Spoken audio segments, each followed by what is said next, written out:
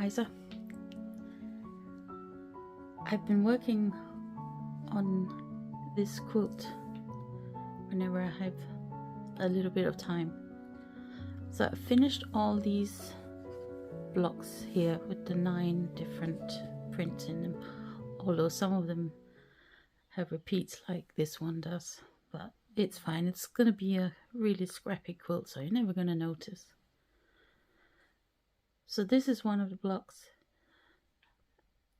and I'll link to the video where I found a tutorial for how to make this block. This is not my idea. The quilt has another type of block which is sort of similar, and it's this one. As you can probably tell, it's made up of 4 different blocks, and I thought today I would show you how to make the individual blocks here. One thing that is good to keep in mind when you're making these blocks is how the different fabrics relate to each other, and it's good to have some contrast, so either between a dark color and a light color. This is quite a large print, you can't even see all of it, contrasted with a very sort of ditzy print. And it can also be colors, so here we have this sort of magenta with the dark blue. One thing to make sure that, for example, these here, they're actually similar in value, so how light or dark they are. So one thing you can do is either take a picture if you're not sure if there's enough contrast, and then on your phone switch the settings so that you can see it in black and white, or add a filter in Instagram, for example, and just don't post it. If I can, I'll switch this on the video to black and white so you can see what happens with these colors here. So for example, there will be quite a lot of contrast here, but not so much between these 3 here. Another thing you can do is use something that changes the color as you're looking at it. And this is not my idea. I got this idea from a quilter called Blair Stocker, and she sells an ingenious thing called a ruby ruler, which is a sort of pink, and it helps to change the color so that you look more at the value than the actual color and print. Unfortunately, I've not been able to get my hands on one of those rulers here in England, but I did have this piece of acrylic lying around. So let's see what happens when I put this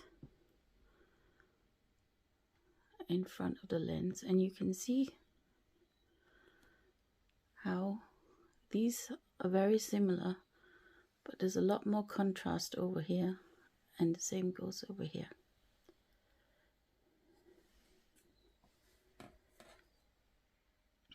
And this thing with the contrast is not something you have to worry about. You can just put the colors together how you think they look nice together.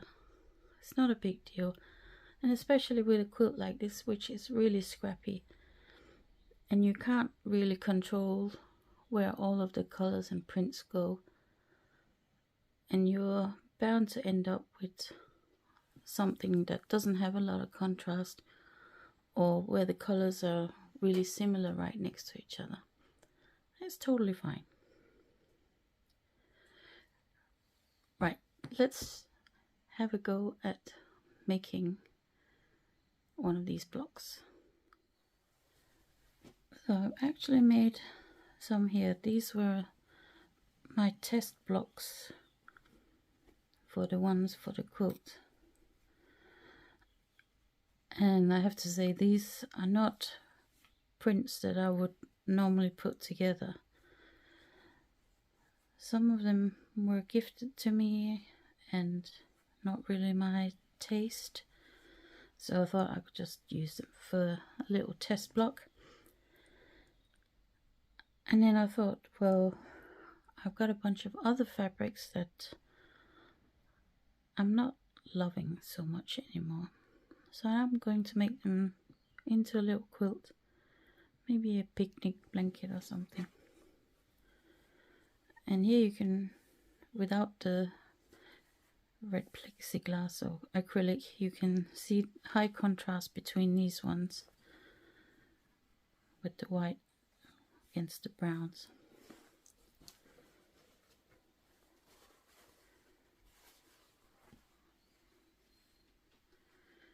So you start with your blocks, and I guess I should have maybe ironed these first, but never mind.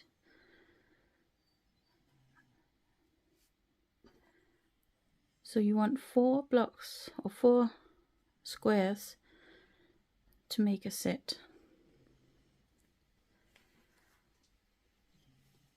And what you do is you line up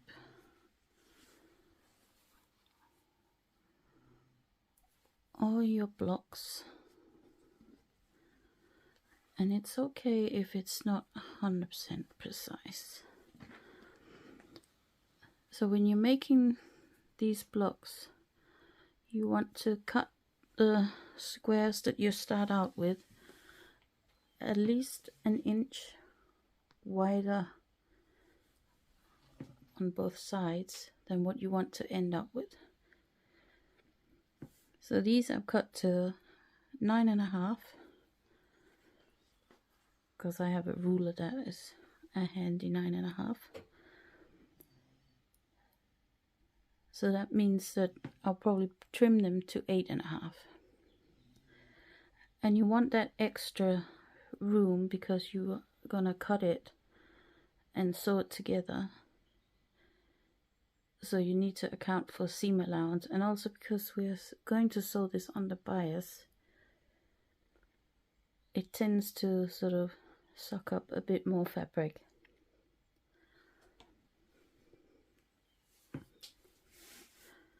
Right, so these are ready. So now I take my ruler and place it at a diagonal. I can do it almost upright. The only thing I would say is leave about 2 inches at each corner, just so you're sure that you won't have to trim it off. And then you just cut right through all of the layers like that.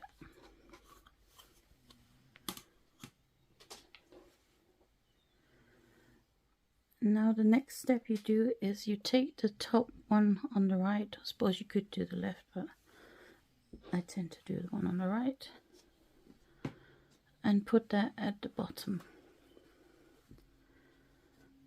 so that things get mixed up.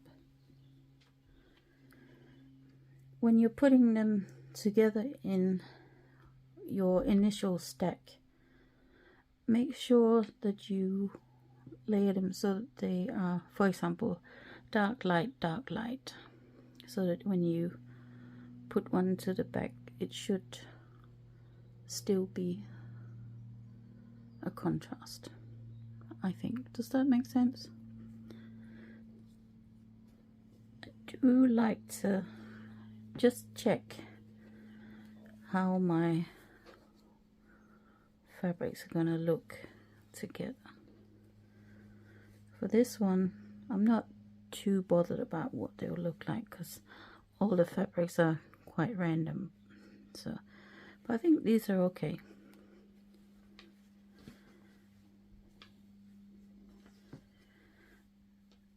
So next I'll sew these together.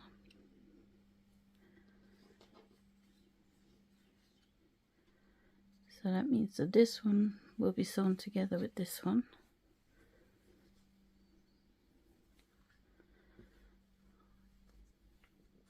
And you can prepare them like this if you want, or just have both stacks next to your sewing machine.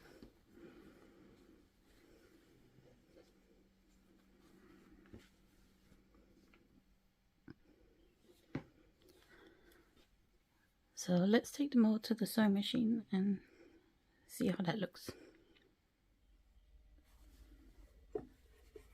I have my two sections that I want to sew together, and I'm putting them together right size together. And I don't know if you can see this properly, but the top one overlaps the bottom one slightly, only about 1/4 of an inch, maybe not even that much. And I've set my sewing machine to 1/4 inch. Now, because I'm sewing this on the bias, it's important to not pull at the fabric. You don't want to stretch it and warp it out of shape. So let's sew this first one together.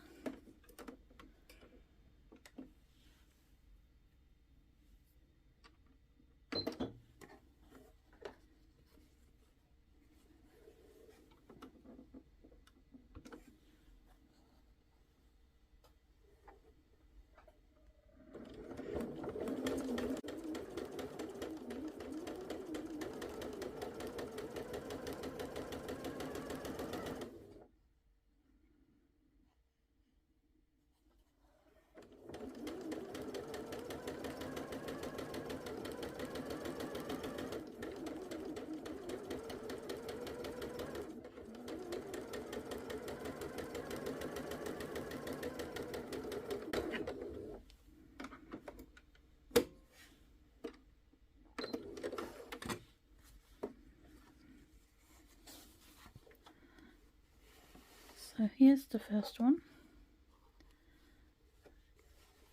and you probably can't really tell, but I can tell that it has shrunk a little bit that way, so now it's basically a rectangle.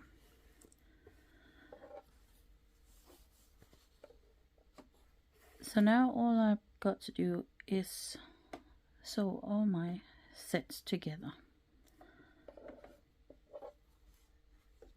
And this, you don't have to stop between each one, you can just chain piece these. And if you have a whole stack of sets, you can put them together really quickly. So I'm going to sew these together now.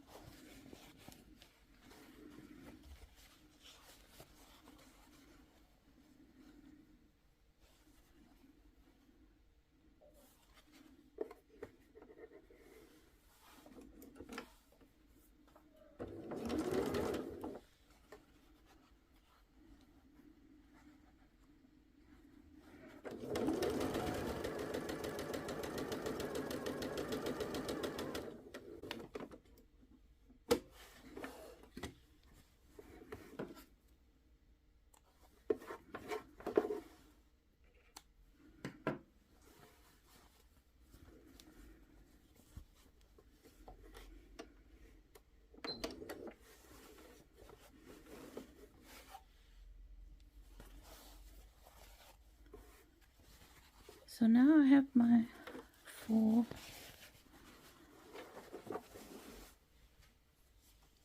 blocks ready.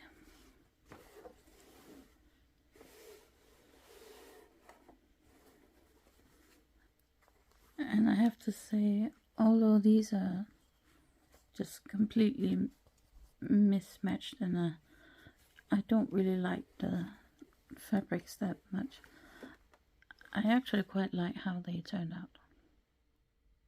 So that is the first step done for making these. Next week I'll show you how to do the next step, and we'll finish the blocks. So do subscribe if you don't want to miss it, and do like the video if you did indeed like it. I hope you have a great day and happy stitching.